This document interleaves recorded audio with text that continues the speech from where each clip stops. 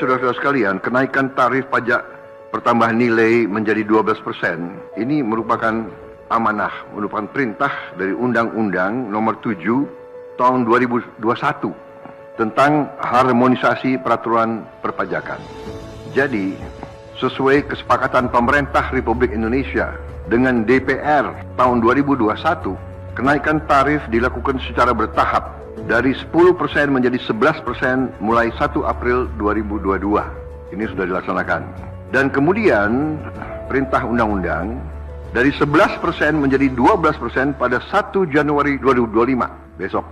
Kenaikan secara bertahap ini dimaksud agar tidak memberi dampak yang signifikan terhadap daya beli masyarakat, terhadap inflasi, dan terhadap pertumbuhan ekonomi.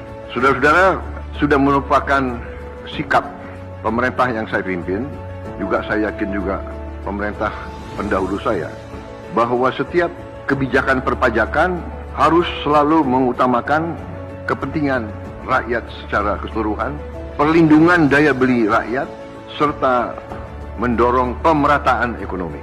Komitmen kita adalah selalu berpihak kepada rakyat banyak, berpihak kepada kepentingan nasional, dan berjuang dan bekerja untuk kesejahteraan rakyat.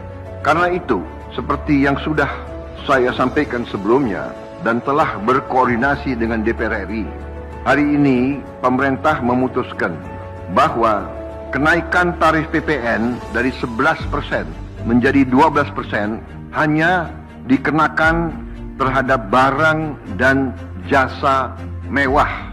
Ya, saya ulangi ya supaya jelas. Kenaikan tarif PPN dari 11% menjadi 12% hanya dikenakan terhadap barang dan jasa mewah, yaitu barang dan jasa tertentu yang selama ini sudah terkena PPN barang mewah yang dikonsumsi oleh golongan masyarakat berada, masyarakat mampu.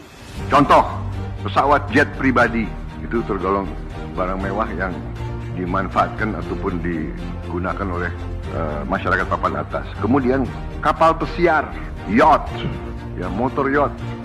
Kemudian rumah yang sangat mewah, yang nilainya di atas golongan menengah. Artinya, untuk barang dan jasa yang selain tergolong barang-barang mewah, ya, tidak ada kenaikan PPN, yakni tetap sebesar yang berlaku sekarang, yang sudah berlaku dari sejak tahun 2022. Untuk barang dan jasa yang merupakan kebutuhan pokok masyarakat, yang selama ini diberi fasilitas pembebasan atau dikenakan tarif PPN 0%, masih tetap berlaku. Saya ulangi, barang dan jasa yang merupakan kebutuhan pokok masyarakat, yang selama ini diberi fasilitas pembebasan dari pajak, yaitu PPN 0%, masih tetap berlaku. Pemerintah telah berkomitmen memberi paket stimulus. Nilai stimulus itu adalah 38,6 triliun, seperti yang pernah diumumkan sebelumnya. Bantuan beras untuk 16 juta penerima bantuan pangan, 10 kg per bulan. Diskon 50% untuk pelanggan listrik dengan daya maksimal 2200 volt. Pembiayaan industri padat karya, insentif PPh pasal 21 bagi pekerja dengan gaji sampai dengan rupiah 10 juta per bulan. Kemudian bebas PPh bagi UMKM beromset kurang dari 500 juta per tahun dan lain sebagainya. Jadi paket stimulus ini nilainya semua adalah 38,6 T. Untuk barang dan jasa yang dibutuhkan oleh masyarakat banyak yang tetap diberi pembebasan PPN, yaitu tarif 0%, antara lain kebutuhan pokok, beras, daging, ikan, telur, sayur, susu segar, jasa pendidikan, jasa kesehatan, jasa angkutan umum, rumah sederhana, air minum.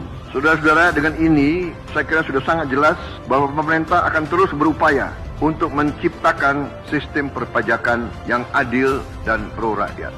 Saya kira hal-hal yang lebih teknis akan ditindaklanjuti oleh kementerian-kementerian yang terkait dan semua lembaga yang terkait. Saya kira itu saja dari saya.